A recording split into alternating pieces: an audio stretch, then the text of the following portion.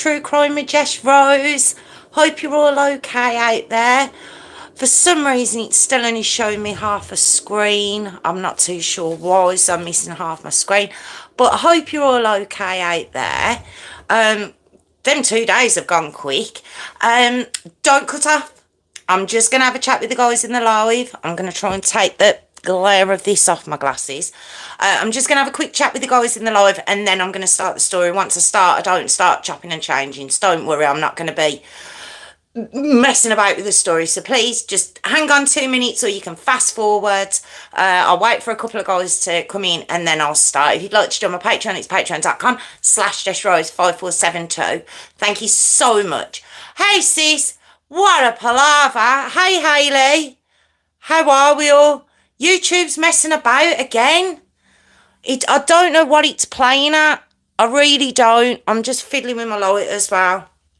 You got a right face full then, didn't you?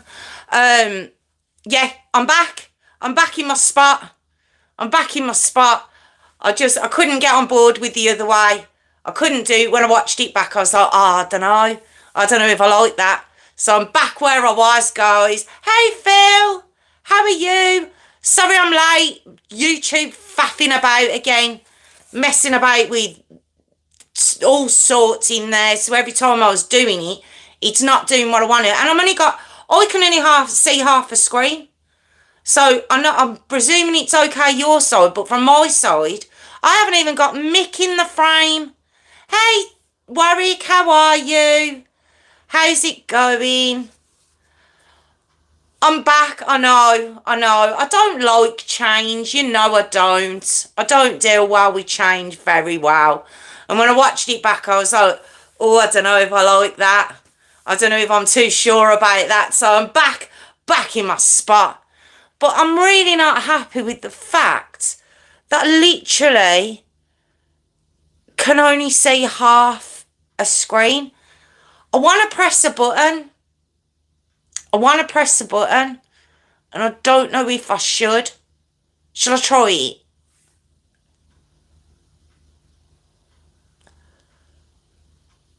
Oh, well I don't know what that's done. It's on about highlights or something on the screen. No, I did it. I pressed it, but it wasn't anything anyway. So never mind. I've got a dodgy knee now. You know my dodgy elbow? Well, I have a dodgy knee. Had to go to the doctors today, and yeah, I have liquid in my knee. That's great, isn't it? And here's me sitting on the floor, so it's going to be really, really great now. And I haven't done my nails, so I'm going to tell you before Warwick points it out halfway through the story. So yeah, so that's been my day. How have yous all been? Have yous all been okay? I'm just gonna, yes, the dodgy looking knee. When I got home, it all swelled up. It swelled up. You know, like, you know, women of maybe of a certain age, and their whole leg looks one, you know, like their knees. A bit, that was me. Well, that is me. It's still swollen. I'm not showing you either. It's horrible. Awful. So yeah, I had to go and have it checked by a physio today, and yeah, it's not good. It's not a good looking knee. It's really not. But so I probably haven't picked the best place and best position to sit in with a dodgy knee. But what can I do? Eh?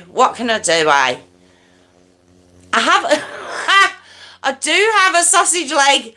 I have a sausage. Do you know? I didn't even think of saying that. But yes, I do. I have a sausage leg.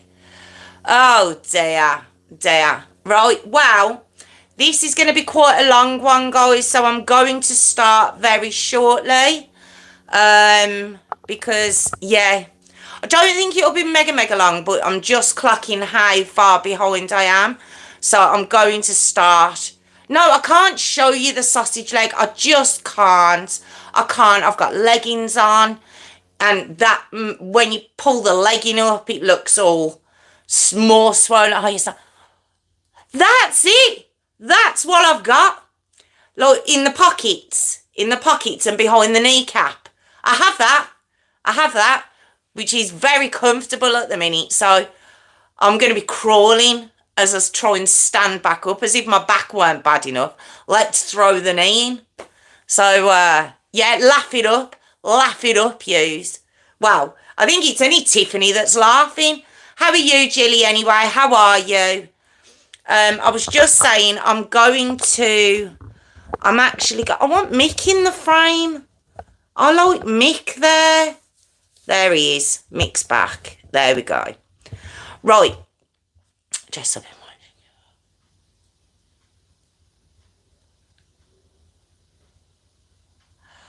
watching. My MP. Don't, no.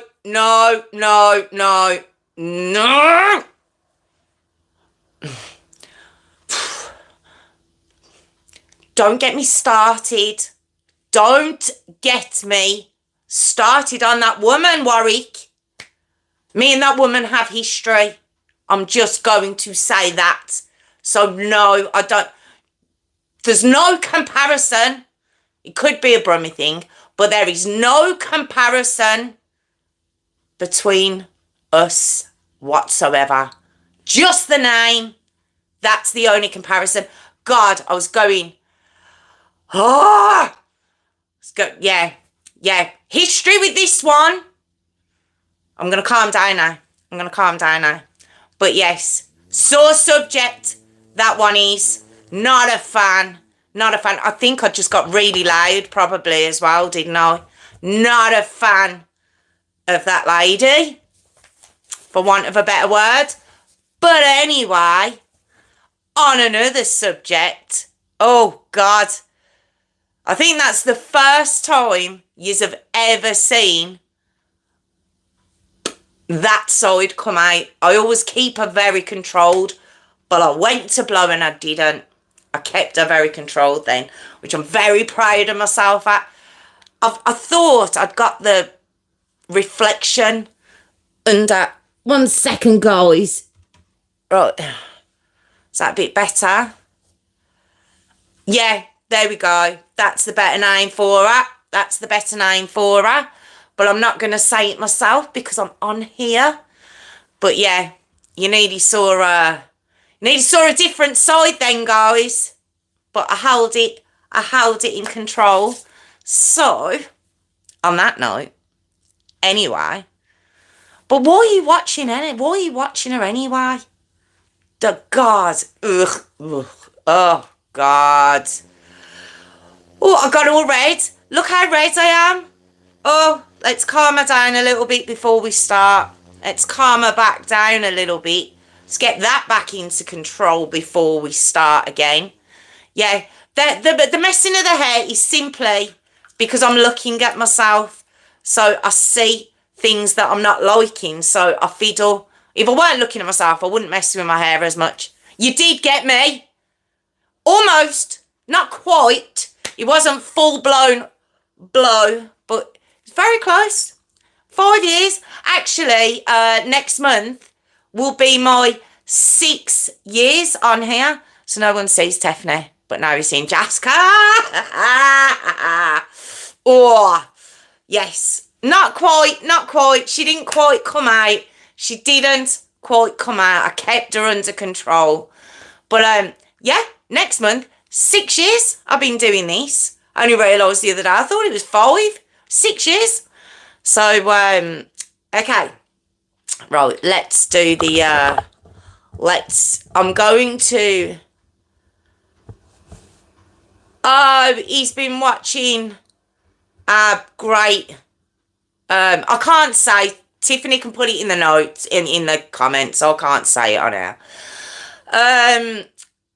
But, yes, okay, back to the story. Obviously, I'd done this one. It's come up that it's 5 years ago, which I was shocked at. I didn't think it had been that long ago. But there's been a couple of changes about it. And I'd actually said when I did that story 5 years ago, that I was watching one of the perpetrators, and I knew there was going to be a change in some sentencing, and there has been. So I thought, it's been so long, rather than just doing a quick update, I'm going to do the story again, and then I can tell you the change at the end. So I'm going to get myself comfortable. I'm going to redo the intro, and then I'm going to start the story. Okay, I don't know if you know this. I don't know if you watch my original of this. Like I say, it was 5 years ago. But it's a very graphic story. So yeah, I'm gonna start my intro now. So, good evening, everyone. Welcome back to my channel, True Crime with Jess Rose. Thank you so much for joining me. If you are aware, I had done this story previously, but there has been an update on the story. Not recent. It's not a recent update, but it's been since I covered this story. So I wanted to bring it back to you with the updated sentences relating to the story. So yeah, thank you so much for joining me. If you would like to join my Patreon, it's patreon.com/jessrose5472. Quick warning, absolutely horrific story, very graphic. Yeah, just a quick warning there, just to let you know. So I'm going to begin. So it's the horrifying Channon Christian and Christopher Newsom Jr. story. Okay, so there's a few names within this story. So I'm going to break each one down as much as possible. I'll obviously do a recap as and when, just so it doesn't get too confusing. But yeah, okay. So we're going to begin with Channon Gail Christian, okay? Born on the 29th of April 1985 in Texas. Her dad, Gary, her mum, Dina. Now, she ended up moving to Tennessee. She was born in Texas. She moved to Louisiana, moved to Tennessee in 1997 is where she finally moved. This girl, I've only seen very, very positive things about this girl. She seems just absolutely lovely. Like a really, really nice girl. A girl's girl. Like someone you would want to be friends with. She had an older brother called Jess, very protective of him. I've seen things with her dad saying, you know, my God, you wouldn't dare say anything about her older brother. She was a very sweet girl, but very protective of her family. Also very, very close to her mum, very close to her dad. They were a very close-knit family. She was in further education. She was studying sociology at the University of Tennessee in Knoxville. But she also spoke about wanting to get married, and, you know, she wanted 4 children. You know, it's like she had this idea of where she wanted her life to go, and it just sounded, you know, perfect. Her dad did mention, which I wasn't aware of when I first covered this story, that she'd actually been waiting for marriage, if that makes sense to you. Now, it was her dad who said that, which is, when I tell you the story, makes it even worse. If that should it make it worse? But it does. Beautiful looking girl. I think I said it in the previous time I did this story. Very Britney Spears-ish look about her. You know, perfect teeth, blonde hair, just beautiful looking girl. Like I said, very caring of her friends. And she'd go out with her dad and her brother when they'd play golf, and she'd follow them along around the golf course and stuff. The reason I bring that up is I'm going to now speak about Hugh Christopher, called Chris, Newsom Jr. Okay? So even though his name's Hugh Christopher Newsom Jr., he's known as Chris. Okay? So that's why I put Christopher Newsom Jr. on the title. Okay? He was born on the 21st of September 1983. He was born in Knoxville, Tennessee. His dad, Hugh, mum, Mary, they were told by the paediatrician when he was very young that he was going to be an athlete, and he was very athletic lad. Again, very sweet, lovely friend group, very traditional lad, let's say. He played for the Red Devils baseball team in high school. He was a very creative lad. He went to Pellissippi State Tech College for carpentry to become a carpenter, which he did graduate from. So that's these two. Now, in November of 1996, no, it wasn't. I don't know where I've got that from. In November of 2006, I apologise. Don't know where that came from. This couple meet, and they happen to meet because their parents, they met and became friends. So you would have Gary, Dina, Hugh and Mary all ended up meeting, became friends, and introduced their son and their daughter, and they just hit it off straight away. They genuinely did. They soon became absolutely inseparable. This pair did. Very close-knit group of friends, like I say. He was just a year ahead of her in school.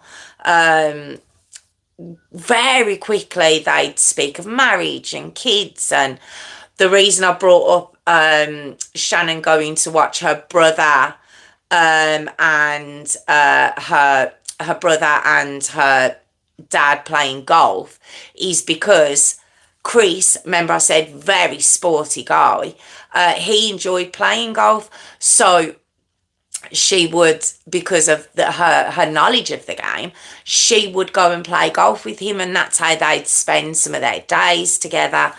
They just got on very, very well. Their parents really loved the idea of these two being together as well. It was just, yeah, it was just perfect. And like I say, you know, their parents liked each kid. So it was just, it really was. It was just perfect. Anyway, we come to Saturday, the 6th of January, 2007. All right. Now, Channon and Chris have planned to go to like a mutual friend's birthday party that evening. Okay. But what they were going to do was go for a meal first as a couple and then carry on to the party. So Channon, she goes round to her friend's house, her friend's apartment, to get ready with these girls. I think it's a couple of girls, and they're all getting ready together, even though Shannon's going for a meal first and Chris is going to meet her at these apartments. It's not far from where they live. It's about 6 miles away. So she goes round, starts this afternoon, getting ready with the girls and everything else. Anyway, about 8 o'clock, Chris still hasn't turned up.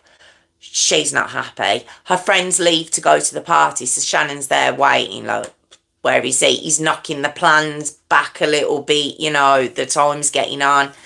Anyway, Chris turns up. He'd actually been dropping a couple of his friends at the party, so that's why he was running a little bit late. So anyway, she comes down out of the apartment to meet him into the car park. She's a little bit, you know, she's not angry. She's just a little bit annoyed. She gets into her car. It's called sort of a 4x4 runner. She gets into her car. he's pulled up in his truck into the car park. He gets out of his truck and he sort of walks round to the driver's side of her car and he's like, you know, come on, we'll go for the meal. He just kind of talks around. He's giving her a hug and a kiss, etc. to make up. Okay. So that's Channon and Christopher. And at that moment in time, right up to this point, they are about to leave to go for a meal and then to meet their mutual friends for their mutual friend's birthday party. Okay, that's where we are. Now, for a second, we are going to move on to another group of young adults that also live in, well, one of them lives in Knoxville. Okay, so we have Lamarcus, nicknamed Slim. Deval Davidson, he was born on the 13th of June 1981. Now, Lamarcus, he was born with quite a tough upbringing, so I've heard. However, he was fostered. And he did have the opportunity, again, from what I've read and what I've researched, he did have the opportunity to make a good life for himself. Okay? But he just didn't make the most of that opportunity. I don't know why, but he just didn't. And he began getting into trouble, burglaries, that sort of thing, drug dealing. And he got 5 years in jail back in 2001. Okay, now he was released in August of 2006. All right, and this, what he was actually in jail for was carjacking and a robbery. And what he does, he moves to a house in Knoxville when he comes out. Okay, so that's Lamarcus. Now, Latalvis, Darnell, Rome, which is his nickname, Cobbins. Okay, I'm about to throw 5 names at you. All right, so just 5 names. I will recap, and you are going to get to know these names very well as I go on with the story. So please don't think I'm just throwing names at you, and you know you're not going to follow it. I will recap, but you're going to recognise these names very well by the end of the story. Okay, so like I say, Latalvis Darnell, Rome, which is his nickname, Cobbins, born on the 20th of December 1982. All right. Now, Latalvis is actually half-brother to Lamarcus, sorry. And what it was is he hadn't seen Lamarcus in quite a while. Obviously, he's been in prison for the past 5 years. So, Latalvis wants to come and visit him. You know, it's his half-brother. He wants to come and see him. He hasn't seen him in years. So, Latalvis lives in Kentucky. Obviously, Lamarcus is in Tennessee. So, Latalvis decides once Lamarcus has come out of prison, he decides he wants to go and see him for New Year, you know, and Lamarcus agrees to it for him to come up or across. I'm not too sure where Tennessee and Kentucky are on the map from each other. I know they're all down the south. But he agrees that he can come and visit him. Well, Latalvis has got a girlfriend, okay? His girlfriend is called Vanessa Lynn Coleman. She was born on the 29th of June 1988. He also wants to bring a very good friend of his along with him called George Detroit, which is a nickname, Thomas. And he was born on the 23rd of January 1983. Okay, so at the moment we've got Lamarcus, his half-brother Latalvis. Latalvis wants to come and visit Lamarcus, okay? And he wants to bring Vanessa and George with him. All right, so that's where we are. So Lamarcus has agreed to this. So they get there, they celebrate New Year, and Lamarcus has started to get a little bit irritated by the whole situation. Don't forget, he's come out of jail. He hasn't got a lot of money. He hasn't got a car. He's, at this point, drug dealing to get money, to get cash together. He has got a girlfriend, I believe her name's Daphne. But he hasn't got a car to get around in. Now, he's got his half-brother with his girlfriend and his friend, who are now stopping with him for a while. Latalvis, Vanessa and George haven't got a penny between them. So Lamarcus get a little bit irritated by this situation at this point. They're broke, okay? Now, the house they're living in, which, like I say, is Lamarcus's house, it's in a rough part of Knoxville, all right? The road it's on, there's not many, I think there's about 4 or 5 houses on this particular road. It's the end house. It's a very basic house. Let's say you have, when you walk in, you have a living room, you go through to a kitchen, bathroom, you've got a bedroom at the back, and then you've got a bedroom to the side. Okay, that's it. That's the house. It's quite bare. There's not a lot in there. They've got curtains for kind of doors. Because they're in a rough part of town, I suppose you'd say. The windows are kind of nailed down. The back door is permanently locked and stuff up against it. Like I say, it's quite a rough part of town. So the only real way in and out of this house is through the front door. Okay? So, again, just like Shannon and Chris, we are at Saturday, the 6th of Jan 2007. All right? Lamarcus has a row with his girlfriend, Daphne. I've heard somewhere that he beat her. I heard other places he just had a row with her. So I don't know where the truth lies there. But they have a row. She leaves, okay? At this point, Lamarcus is really irritated. He's really irritated on this evening, he is. Like I say, you've got Latalvis, Vanessa and George sort of in the back room. No, he's on the warpath. Not really too sure what to do with him. So, Lamarcus calls Latalvis out of the back room and he says, right, Eric's coming. Now, Eric, all right, let me tell you about Eric. Eric is Eric Dwayne E., as a nickname, Boyd, born on the 18th of February 1972. He's the eldest of the group.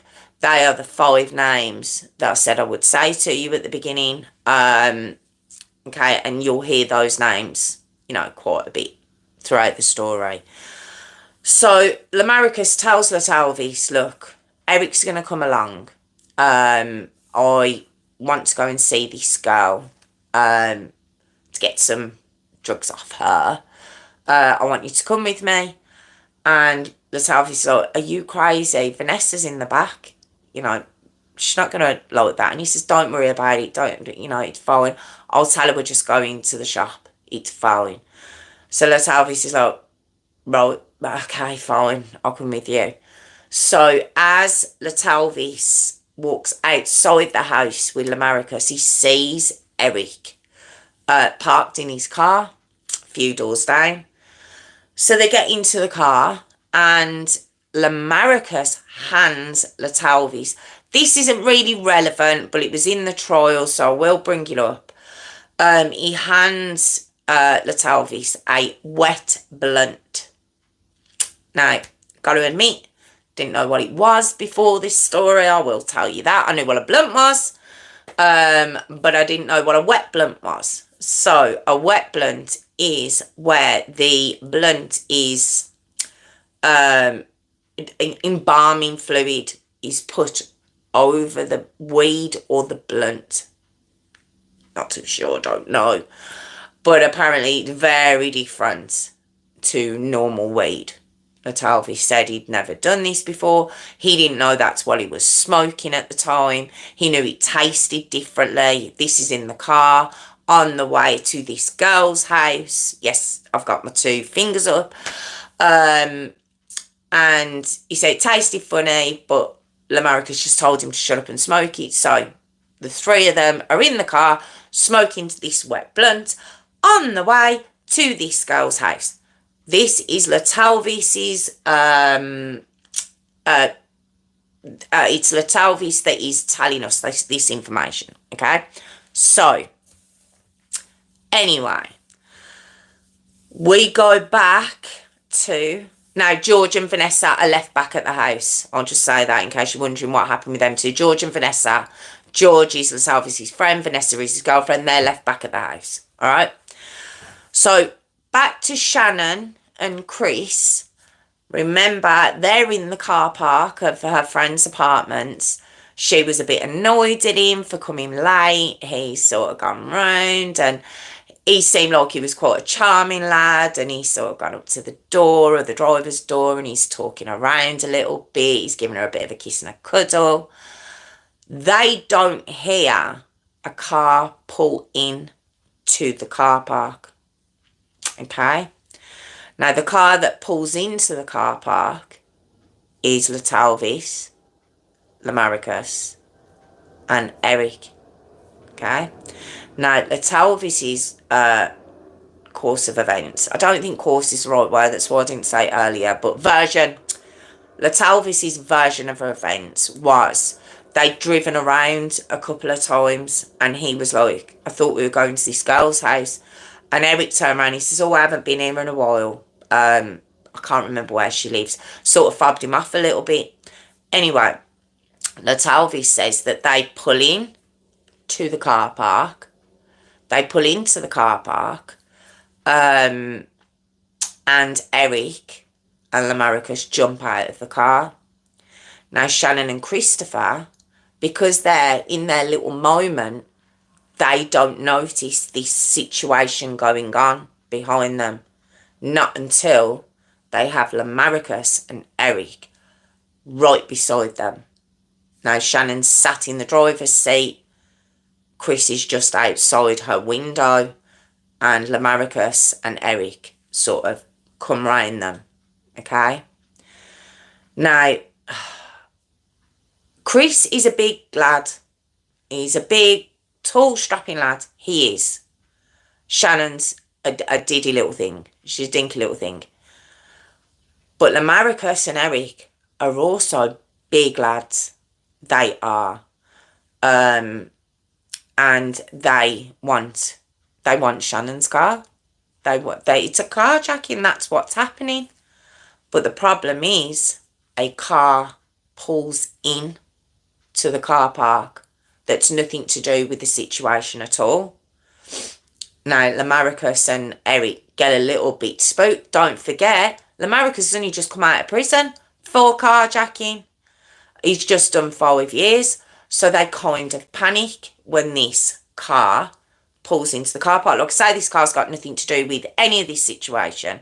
It just spooks them a little bit. Now, Latalvis, who sat in Eric's car, he's like, in his version of events, he's like, what the hell is going on? What? We were supposed to be meeting a girl. Next thing you know, it looks like they're carjacking this couple. He believes his brain's gone from this wet blunt. He doesn't know what's going on.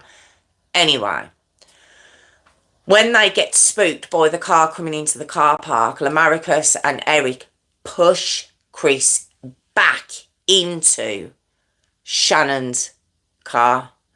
They push Channon and Chris into the back of Shannon's car, and Eric and Lamaricus get into the car. All right? They close the doors. They pull out. Latalvis is like, what are you doing? Lamaricus just says, just shut up and follow us. Just follow us. Now, Latalvis says, and he is right. He's from Kentucky. He doesn't know Knoxville very well. He doesn't feel he's got any choice but to follow them back to the house. He's like, why are they bringing this couple back, why they're going to show, why is he going to show this couple where he lives, you know, what's going on. This is what he says happened, okay? I've listened to the trial. This is what he puts forward, all right? Okay. So, they head back to Lamarcus's house at 2316 Chipman Street, which is 6 miles away from the apartments, okay? Now, as I've described the house, I described the house to you earlier. It's quite a bare house anyway. Now, when they get back, Latalvi says he pulls up in Eric's car. Shannon's car is just ahead of where he parks Eric's car. Shannon's car is right outside of Lamarcus's house. And he says he sees the car moving. He doesn't know what's going on in the car. He doesn't choose to look. He walks round Shannon's car, goes up to Lamarcus's front door and starts banging on the door. He bangs on the door. George answers, and George is like, oh my God, you sounded like the place. What are you playing at? He goes, come on, we've got to go. We've got to get out of here. He's like, what are you talking about? And he's like, look, I haven't got time to explain. Where's Vanessa? Vanessa's in the back. She's asleep. He goes, come on. And Latalvis and George run into the back bedroom where Vanessa's asleep, wake her up. And he's like, come on, we've got to go. They've just carjacked this couple. We've got to get out of here. We've got to go. I don't know what my brother's doing, but we've got to get out of here now. So they're kind of packing up as Lamarcus walks in to the house. And Latalvi says, first Lamarcus walks in and Channon is with him. She has his hoodie that has been thrown over her head. And she's got a bandana kind of over her eyes, blindfolding her. Behind Channon and Lamarcus are Chris and Eric. Okay? Chris is also got a covering over his head as they come in. Alright? So, the Talvis is kind of like, come on, we've got to get out of here. We need to leave. He says that Channon is put on the floor of the living room. And Chris is taken into Lamarcus's bedroom by Eric. Okay, he's taken in the back. Now, Chris, while he's taken into Lamarcus's bedroom, he's raped. He's beaten. He's apparently raped with a chair leg. Okay. Channon at this point is obviously crying, asking where he is, what's going on. She's been told to shut up. She's on the living room floor. Chris is choked with a dog lead and dragged back out of the bedroom. Okay. Now, when he's brought out of the house, basically, he's brought out by Eric. Alright? Now, Lamarcus is a bit paranoid about what George, Latalvis and Vanessa are playing at because they're packing up. They're trying to get out of there. This is the version of event from Latalvis, okay? This is what's said. They're out the back packing up, trying to get out of there, trying to leave. And he's like, what are you doing? What are you doing? Why is he now? He's getting paranoid. And he calls the three of them out. Now, when they come out, Shannon's still sat on the floor. Chris is no longer in the house. Eric's no longer in the house. And Latalvi says to Lamarcus, I'm going. I've brought my girlfriend. I've brought my friend. We're going. We're not part of this. We want no part of this. And he gets out a gun. Lamarcus does, and he's like, you're not going anywhere. You're not going anywhere. Sit down. Just stop it and sit down. So Latalvis and Vanessa and George go back into the kitchen, and it says they start, sitting there to roll up a weed, basically a blunt. Well, Lamarcus doesn't really like George. I've got a lot of time for George, and it was said that a couple of days previous to this, him and George had words, and he'd had George up against a wall by his neck kind of thing. Lamarcus is a big, intimidating looking lad. He really is. So you could kind of understand why George would be very wary of him. So he says to George, well, he looks at the kitchen table and he goes, come here. And Latalvis thinks he's talking to him. It's his brother, he thinks he's talking to him. He's not, he's talking to George. He's like, come here.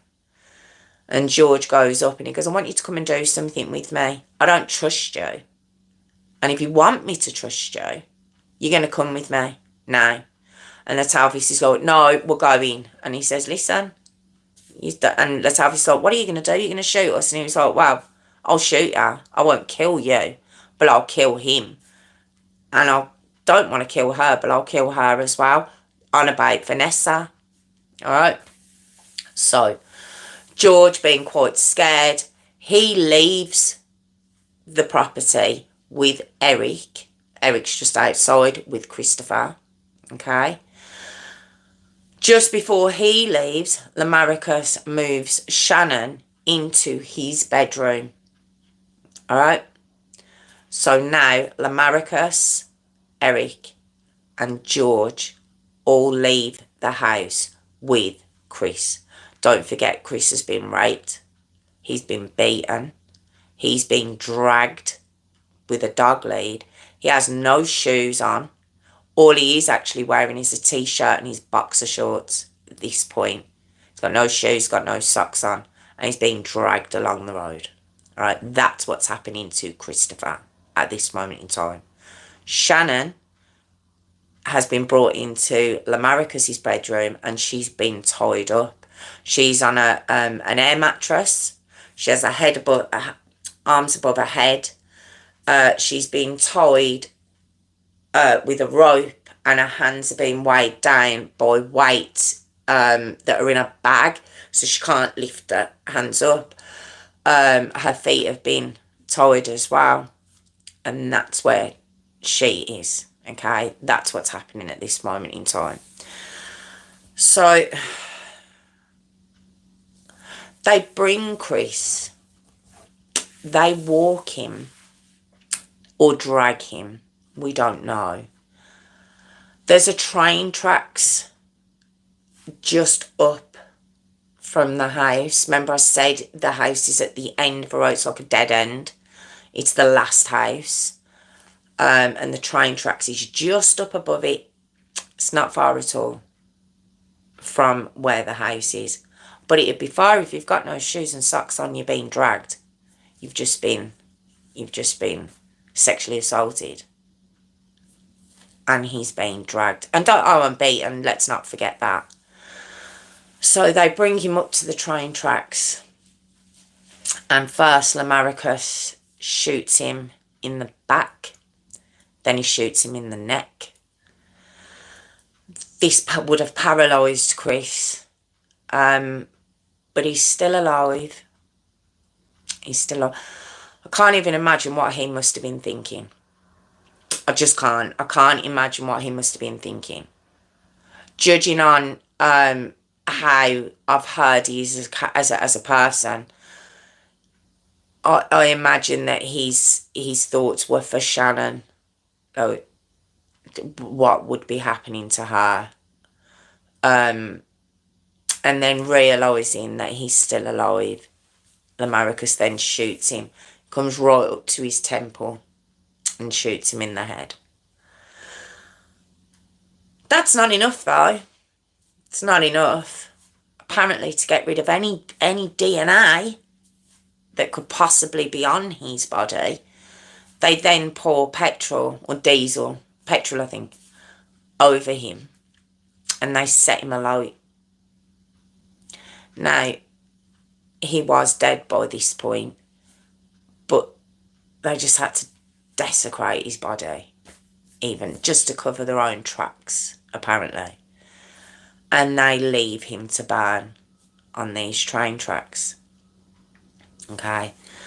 Now, this is horrific. I'm not saying it's not.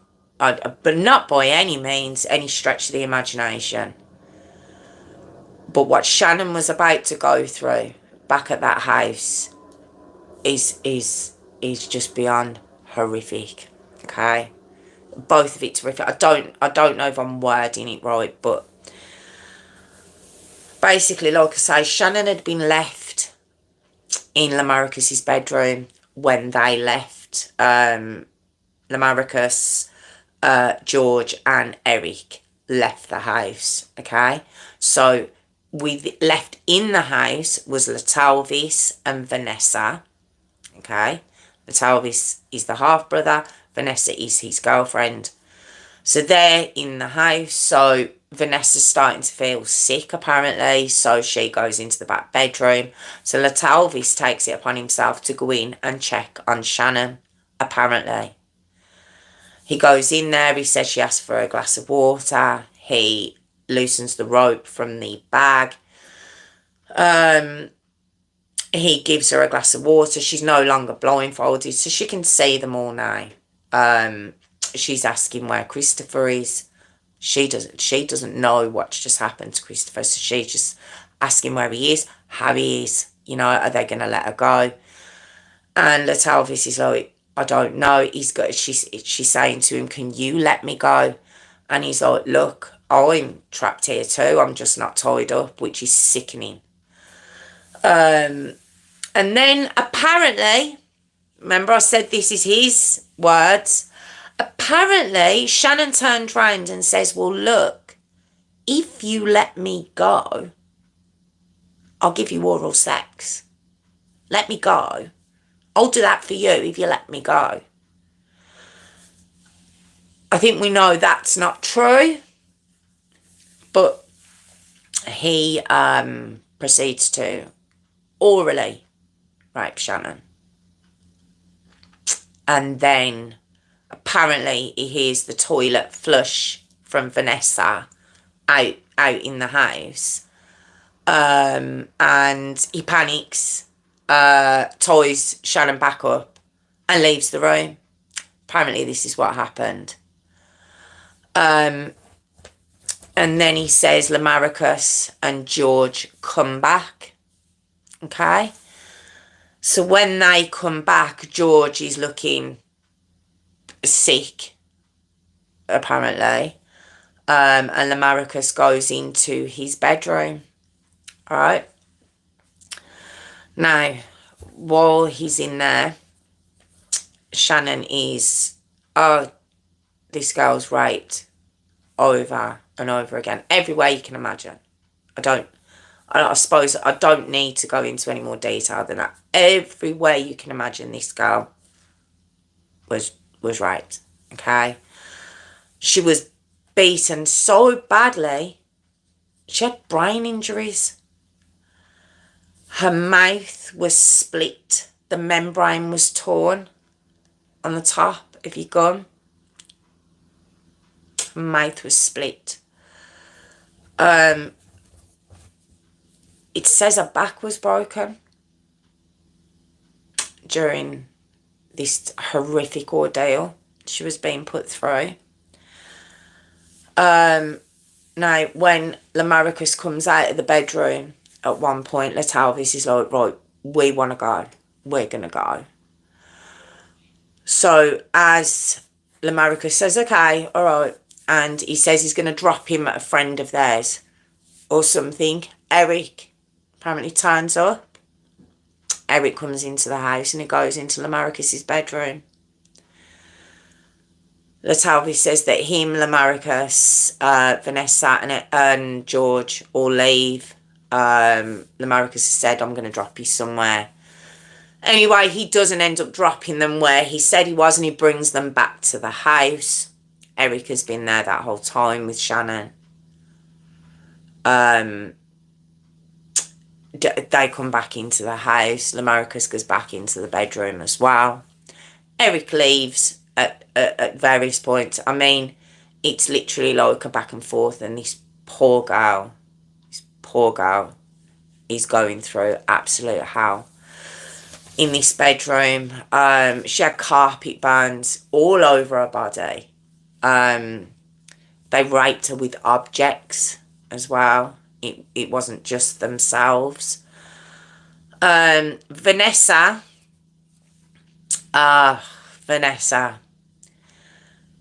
it said that when she realised that Latalvis had orally raped Channon, he must have lied.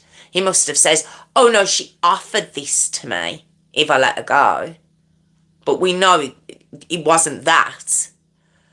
She then goes in and she starts kicking her so brutally between the legs. It causes a blood clot on Channon. They promised they'd let her go. She just kept saying, are you going to let me go? They promised they would let this girl go. But they were never going to let her go. The minute he took her blindfold off, he had no intention of letting her go. I don't know at what point he made the decision that this young couple, who were just going to go to their friend's birthday party, I don't know at what point he decided they were going to die. But I think it was quite soon. So upon deciding that they weren't going to let her go, they decided they needed to bleach her. So they bleached. They made her swallow the bleach. They poured bleach everywhere, all on a groin area, everywhere, to get rid of the DNA from them, apparently. And then Latalvi says that so don't forget, this happened on Saturday night. They were carjacked, let's say, and then kidnapped. Into the early hours of the Sunday morning was when Christopher was murdered. And now we are round to the Sunday night. This poor girl has been getting raped and beaten for nearly 24 hours. And then she's brought out into the living room. She's naked aside from like a camisole on her top half. And Lamaricus proceeds to try and strangle her until she collapses. He then apparently forces Vanessa to check if she's dead, and she feels for a pulse. She says she doesn't know. Well, she wasn't dead. She wasn't dead. But they didn't wait to see if she was. They put a black bag over her head. They wrapped her actually in 5 black bags, with one of them over her head. And they'd wrapped her in these black bags while she was in the fetal position. So she was kind of folded in half with her arms tied to her legs. They wrapped her up in 5 black bags and they put her in the bin. They put this 21-year-old girl, after 24 hours of being beaten and raped, they put her in the bin, in the kitchen, where they all were. She was alive. She was alive. It was said that this was done. Latalvis, a bit mismatched on the time frame. He's not too sure, but he thinks it was the Sunday night going into the Monday morning. So it was at least 24 hours. It could have been longer that this had been going on. So, oh God. So after Channon and Christopher hadn't arrived at the party, okay, Now remember, I said at the beginning, they had a really close friend group. A really, really close friend group. And when they didn't arrive at the party on the Saturday, now I'd imagine a lot of friends maybe would call, maybe phone, and then maybe try and get in touch the next day. Not these friends. These friends called and texted, and when this couple didn't turn up, they drove back to those apartments, and they saw that Chrissy's truck was still in the car park, but Shannon's car was gone. That was at 11 p.m. on the Saturday night. These friends were worried already because it was so unlike this couple not to turn up to where they said they were going to be. Now, Dina, Shannon's mum, she woke up and she said she woke up with an awful feeling on that Sunday morning. Just an awful feeling. She couldn't put her finger on it, but when she went to Shannon's bedroom and she wasn't there, obviously she was due to come home after this party. They all know where they were going. You know, Chrissy's parents and Shannon's parents knew where they were going. They were going to a known friend's party. So when she wasn't in her bed the next morning, her mum was like, she would never do that. She would never not let me know. So she had a really bad feeling about it. But when Shannon's work phoned her a little bit later that morning to say she hasn't turned up, Dana was like, her bad feeling was confirmed. She knew there was something very, very wrong. So she began calling Shannon's friends and Chrissy's parents. They're all starting to panic because the friends are confirming they didn't come to the party. They call the police. And don't forget, this is on Sunday. This is the 7th of August. This is the Sunday. And we know that Channon, Chris wasn't, but Channon was still alive at this point. And the police said it's too soon to report them missing. It's too soon. You have to wait at least 24 hours. Oh, I'd have been sickened. January the 7th, 07th, like I say, on the Sunday at 12:20 p.m, Christopher was found by a railroad worker. Okay? And when the detectives come out and you've got this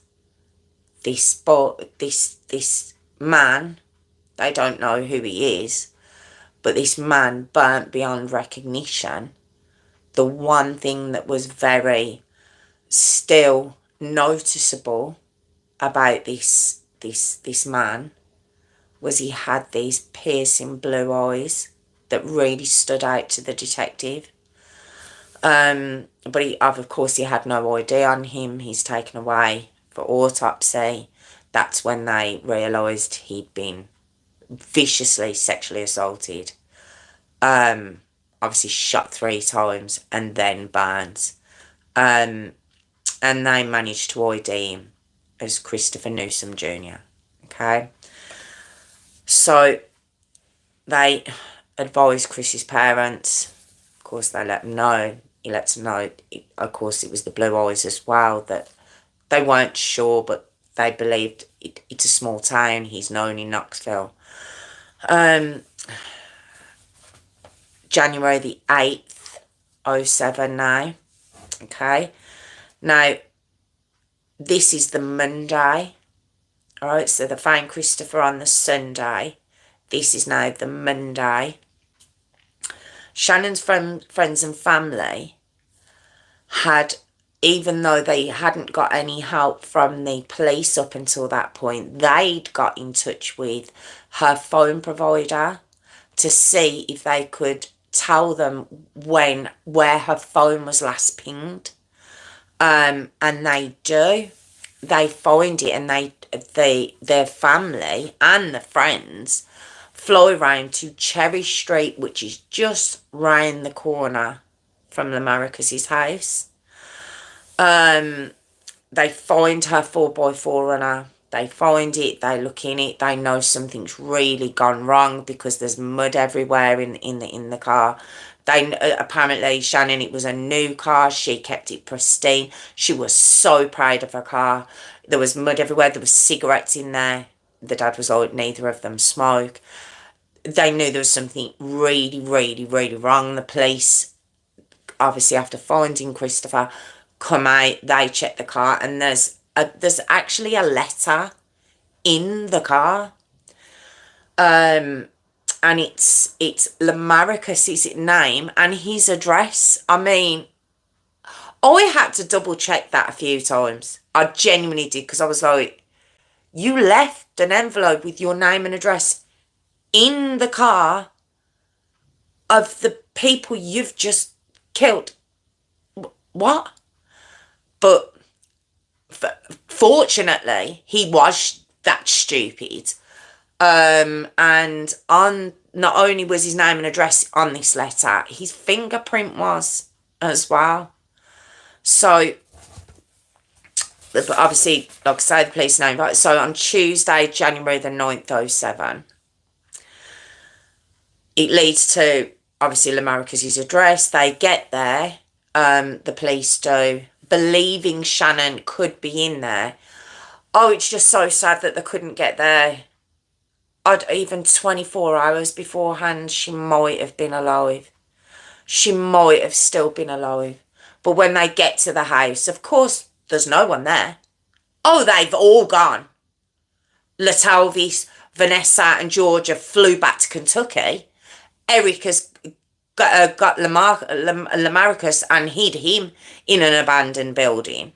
You know, they've all darted and left this poor girl to suffocate in the bin. So they go into the house, the police do. Like I say, they don't need to wait for a warrant or anything, because they have proof, not proof, but they believe that she's in there. They go in and they start searching the house, and they just happen to look at the bin, and there's like a sheet. So you lift the lid. It's one of those black bins that's got a sort of a black plastic bin with a black plastic lid. They take the lid off. There's a sheet in there, and when they move the sheet, they see there are black bags. Look, it looks like black bags of rubbish, basically. And when they open it, they find Channon. Oh my God. It said that it reduced the police that were in that house to utter wrecks. It absolutely reduced them to tears. Now, what they also found in the house was shell casings that matched the bullets that were in Christopher. So it just didn't take. It was so quick that they picked these up. It really was. They got Eric Boyd first. He was picked up first. He said he was at a carjacking of this couple, but he left. He said he had no part of anything else in it. That's what he was saying. But he took them to where Lamarcus was. Lamarcus was in some abandoned building, which was just filthy. They picked him up. Do you want to know what Lamarcus was wearing when they picked him up, though? He was wearing Christopher's trainers.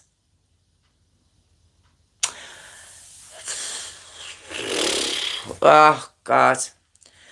He also had the gun on him, just if he needed anything else against Lamarcus. That he ended up, when he was brought in, he ended up telling like 5 different stories before you eventually got, for the most part, the truth out of him. Once he got to started naming the truth and got to that part, he named Natalis, George and Vanessa. You know, where's the you know, where's the loyalty to his brother? Oh, but you know, they all just started blaming each other. Once those 3 were picked up, because they'd obviously left to go to Kentucky, once those 3 had been picked up as well, oh my God, they were all just throwing the book at each other. throwing each other under the bus. Oh, it was just everyone for himself at that point. It really was. It was ridiculous. But the one conclusion that they all came down to was that Lamarcus was the ringleader. I mean, he's left the gun, he left the shell casings, he gave Shannon's property, he tried to give it to his own girlfriend. And when he didn't, he gave it to Vanessa, telling Vanessa it was his girlfriend's stuff. Vanessa had Shannon's stuff on her. I mean, obviously he's wearing his trainers. I think there were Nike Shocks or something. He had his trainers on. I mean, it was like they just wanted to be... It was just ridiculous. I mean, I'm so happy they were that ridiculously daft about the whole thing. But, my God. So, that was on Thursday, January the 11th of 07. That the Talvish, George and Vanessa are picked up, like I say. Now, Vanessa, because she was only 18 years old, that girl was. 18 years old. She tried to make herself to be a victim too. Her whole family was saying what a victim she was. She was just a victim of the circumstance. She'd gone to Lamarcus's with her boyfriend that she was not long with, and, you know, she was dragged along by the circumstances. Now, I don't know. Was she literally, like I say, there was only one way in, one way out of that house. She'd been threatened to be shot by Lamarcus, apparently. Did she do that to Channon? It's been said that it was, although she denied it. She denied she had any part of it. But what really done her in, she wrote in her diary when they got back to Kentucky. It's a whole long-winded, just bunch of ridiculousness. But in that diary, on that date when she wrote in her diary, one of the things she wrote was, "Hell of an adventure last night. Hell of an adventure." That doesn't sound to me like someone who was a victim and who was dragged along by the circumstances and was just so frightened. Just doesn't sound like it to me. I mean, you can look online at exactly what she wrote, but it's not the musings of someone who was completely traumatized by what she'd just been through. So we get to the 16th of April 2008. Eric Boyd was found guilty of accessory carjacking and failure to report a fugitive. He got 18 years. Now, when I mentioned at the beginning that there has been a change in this story, you're about to know what it was. Okay, so bear with me. He got 18 years, remember. All right. Now, on the 25th of August 2009, Latalvis Cobbins, he was found guilty of murder. He got life, no parole. Okay. He wasn't charged with Shannon's rape. He just wasn't. So he got life with no parole. All right. But Lamarcus Davidson, on October the 28th of 2009, he was found guilty of murder and rape. He got the death penalty. And so he should have. And I don't think he was the only one. But because they all four of them, basically says he was the ringleader, he got the death penalty. On December the 8th of 2009, George Thomas was also found guilty. It doesn't say what he was found guilty of exactly. It was just multiple offences. But he got life, no parole. And on May 13th, 2010, Vanessa Coleman, whose family really fought for this girl not to not to really get in any trouble whatsoever. She got 53 years. Gotta give it to American justice. Well, you would think so. But then, oh my God, in 2011, it comes out that the judge who was presiding over the case, who was genuinely disgusted at everything that had gone on, all the evidence that was brought forward, Shannon's clothes, like they held up her jeans in the courtroom, and they were just showing how tiny they were, just absolutely heartbreaking. He was disgusted by them all, obviously gave them all those sentences, but he was actually having an affair with someone within the court who had access to prescription drugs, who could get him prescription drugs. And when this was found out, it was said, well, that he might have been on those drugs while he was presiding over this case. So we need another trial for all of them. Well, didn't quite work out that way. Lamarcus and Latalvis, that their sentences remain the same. Lamarcus is still sentenced to death. Latalvis is still life, no parole. This was in 2012. Okay, they decided theirs stayed the same. Now, Vanessa, hers was actually changed to 35 years. All right. Now, she did have a parole hearing in 2020. Again, I hadn't put this in the last story because it hadn't come out yet. So she did have a parole hearing in 2020. It was refused, and she won't have another parole hearing until 2030. Okay, so Vanessa is still in prison. We don't know if she will get out in 2030, but that's where that stands. And George, now he will get possible parole after 51 years. Okay, now remember, he got life, no parole. Now, the reason his was reduced down, it wasn't just on appeal and just because of the mess up with the original judge. No. They'd always wondered about Eric Boyd. They'd always wondered, even in the trial, Latalvis says that when they all left the house, when Channon was in the bedroom, Eric had turned up and he was still there when they got back. But the police didn't have anything on this guy. And whether it was because he was older, I don't know if he was more powerful, I don't know. But none of them had spoke up on him.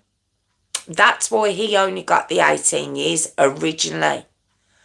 Well, George, years later, and at the chance of possibly having his sentence reduced, he did come forward. And Eric was every bit as complicit as all of them. He was involved, the carjacking, which he got charged with and sentenced for. But he was there when Christopher was shot. He raped Channon. They believe he possibly raped Christopher. Remember I said Christopher was raped, and it wasn't just with a chair leg. It was also, he was raped by a person. There was semen found on Christopher, but they just couldn't pin it down. So with George testifying against Eric, who was due to get out in 2022, in August of 2019, he was found guilty thanks to George finally speaking up. And he got life with no parole plus 90 years. I don't know how, you know what American sentences are like. they give them 1,000 years and stuff, don't they? So that's what he got. So he would have been out for 3 years by now. But I'm so glad. I'm so glad he was got. Because when I did this story originally, I watched it back today just to make sure, and I actually said there's something going on there, but I'm not too sure. And I thought I had said that, and I knew there was something going on. I knew there was something about him, and that's so. Yes, he would have been out, but life plus 90 years. Okay. Now, Gary Christian, obviously Shannon's dad, he did make a victim impact statement at the trial. Oh my God. Heartbreaking. Heartbreaking. You can see he's quite a, I don't know if you say this anymore, but a man's kind of man. He is, you can see the protection he had over his family, especially his little girl. And he says he does break down. He doesn't quite break down. You can see him fighting not to. But he says that he'll never be able to forget, no matter how much therapy they get, no matter how much counselling they get. He said they can't get past their anger. And what always goes over and over in his head was, when they found her car, was she still alive then? And that is so tormenting. That is so tormenting for him. He says, I never stop hearing her voice asking me to save her. And he goes, I was just down the street, but I couldn't hear her cries. Now, we don't know. We don't know would she have been alive at that point, but the torment that man and the entire family must go through, ever since, it must be horrific. He says that she would always say, he said, I would always say to her, I love you, and she would always say back to me, I love you more. And he ended the impact statement by saying, I hope she knows I love her more. Oh my God. It broke me listening to it, honestly. It really genuinely did. Now, Mary, Chris's mum, she'd left his room practically untouched. I'd seen some footage from 10 years ago, from 10 years on, which would be 2017.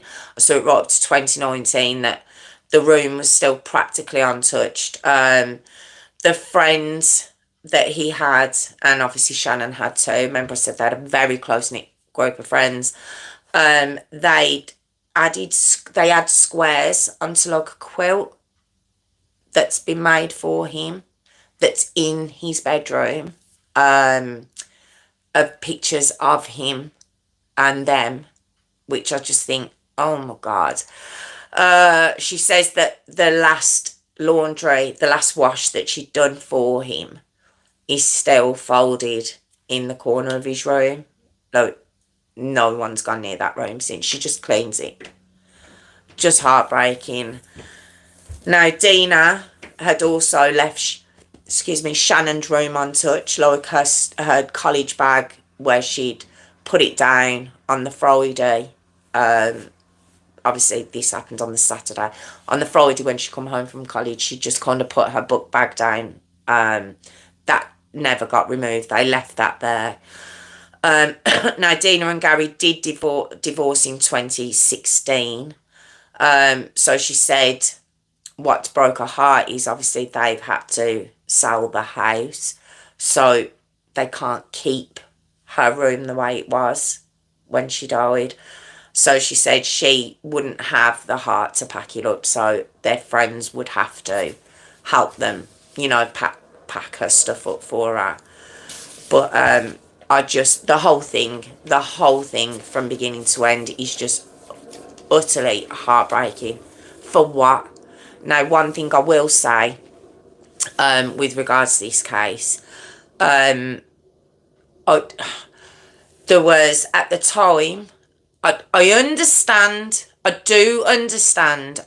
Do I think there was a racial aspect when they approached Channon and Christopher? No. I do think that they were out to find a car. We know he'd been angry for days, wanting a car. He'd carjacked someone before.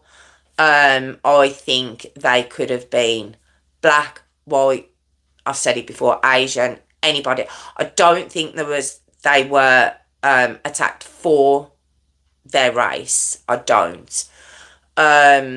What I do find, because the reason I'm bringing that up is during the trial and when this all came out, there was certain groups that came forward basically saying that had it been for white lads and a white girl who did that to a black couple, that the press would have made sure that went nationwide, okay? And I understand why there would be questions, because it wasn't nationwide. Look, no one was reporting on it. It wasn't reported on. You know, that it was in a couple of news segments, but it wasn't this whole big thing until there were certain groups that got hold of this, i.e. they call, you know, they're saying white supremacist groups that got hold of this, that began protesting and everything else. The families didn't want any part of it whatsoever. The mum even, Shannon's mum even says, this isn't about you. This is about justice for our kids. This isn't about you. This isn't about you to make a political kind of stance at this. This is because of our children. The family didn't believe it was a racial element either. They just believed they were just evil people. Full stop. Full stop. And so do I. I do believe they're just evil people. I don't believe that they went out there looking for a white couple. It says, you know, the fact that they did attack a couple, not just one person on their own, is very unusual, let alone them being strangers. It was apparently a very unusual thing. The only thing I will say, I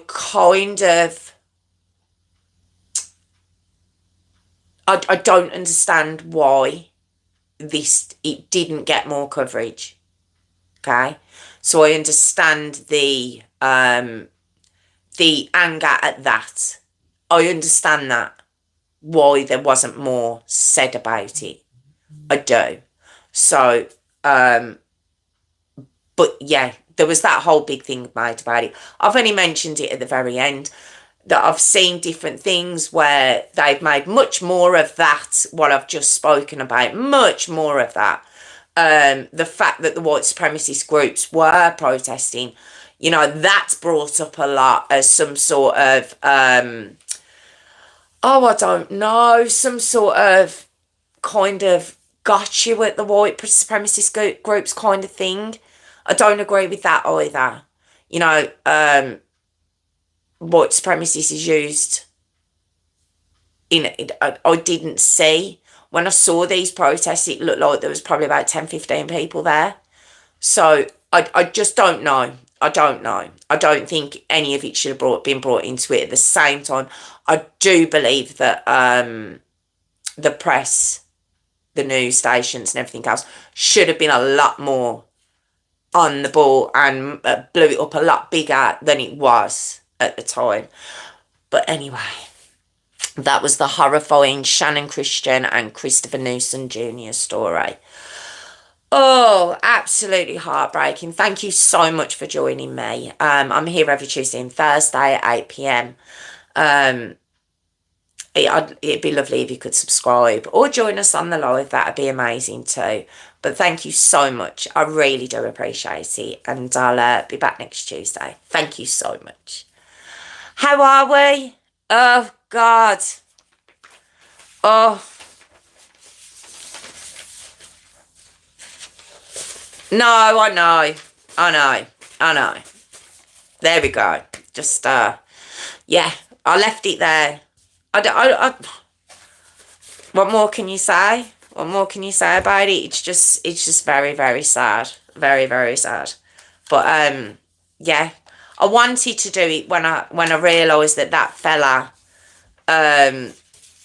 got what was coming to him, basically, because he would have been out. He would have been out 3 years ago. So when I realised that, I was like, I've got to do this story again. I've got to bring it. I didn't want to just do it as an update either. I didn't want to do that in case, because it was 5 years ago I did the story. It's not a well-known story either. So I thought, I'll bring it back. I'll bring it 2 years again. So, just awful, wasn't it? Just a horrible, horrible story. Really is. How are we all anyway? How have we all been doing? Have we all been okay? Yes, but, I don't even know what to say now. Just awful, isn't it? Just awful, awful, awful story. How are we all? On another note, have we got any plans for the weekend? Anyone doing anything exciting at all? On a very different subject? Or have you already been through that? Have you already had that discussion? Am I late to the party? I'm presuming I am. Did I see earlier that you thought you'd offended the family or something, Warwick? Did out the corner of my eye, I seen something, but I started, so I was just curious about that. What was that? Oh, thank you, Phil. I hope it wasn't too choppy and changey for you. That was very nice. That really was. That was very nice. That was. Thank you. That was. I'm trying not to die with this damn flu. Oh, no, you got it too. Oh, I'm sorry. Is that me? Did I leave it?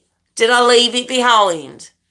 Did I? I've only got the cough left now. If it makes you feel any better, it does start to get better after a few days. If that makes you feel any better. The cough kicks in when you lie down, but it does get better. He's working on Saturday. Oh, he's a good lad. Oh, God. You did. Let me just come. Yeah, it's a crap bit. No, I think it's kids from. Oh, okay, so it wasn't me. Excellent. As long as it wasn't me that gave it to you. What was I going to say to Phil then? You what? Did you say you work? Oh, God, you're going to say, Jessica, do you ever listen? Do you work from home, Phil? Have I got that right? Oh, I've got it wrong, haven't I? But I've remembered your mum's name. It's Sue. So make sure you say hi to Sue from me. See? I said I'd get it in my head. Oh, tell me I have. It's definitely Sue, isn't it? I'm sure it is. I've kept that in my head. I'm sure it is. I'm sure I've got it right. Yay! There we go. I thought I was right. No, it's not, Tiffany. Stop it. No, it is not. It is not Carol at all. You would honestly, you'd have got me. Had you said that at the beginning, you'd have probably got me. But I kept it in my head, so I knew what it was. So there we go. Where's he gone? Where's Warwick gone? His last comment was nice. He was being very nice. It's been nice in the live as well. What's going on with you? Is it because of your new granddaughter? Is that what it is? Is she making you all softy? Are you getting lots of pictures? Oh, so jealous. I saw a little fat bubba today. Yes, you do. I thought you did. See, I do listen, Phil. I do listen. I'm so glad. I just have to second guess myself sometimes. But I am going to have to do my jingle very soon because this knee is about to break. It's been a long time. Yes, okay. Yes, we're going to do the jingle now, sis. I know, look how long I've kept yours. I'm so sorry. I was messing it up earlier. Forgive my love to say. Ah, that's nice. Look at us all being nice and everything. I love that. Right, okay. Jingle time, jingle time. If you'd like to join my Patreon, it's patreon.com/deshrose5472. Or if you'd like to look, comment and subscribe, guys. Look, comment and subscribe, guys, please. I don't want to put my nails up against the camera because I haven't done them. Look, comment, subscribe, guys. Look, comment. Try not to put them right up again. Look, comment, subscribe, guys, please. But, yeah, have a fantastic weekend or whatever yous are doing. Tiffany, hope you feel better. Enjoy work. Warwick, hope you get lots of more photos of little madam. What did we say her name was again? What's her name again? Eva. Ah! Was it Eva? It was Eva, wasn't it? I think it was Eva Braun. But, I just said that out loud.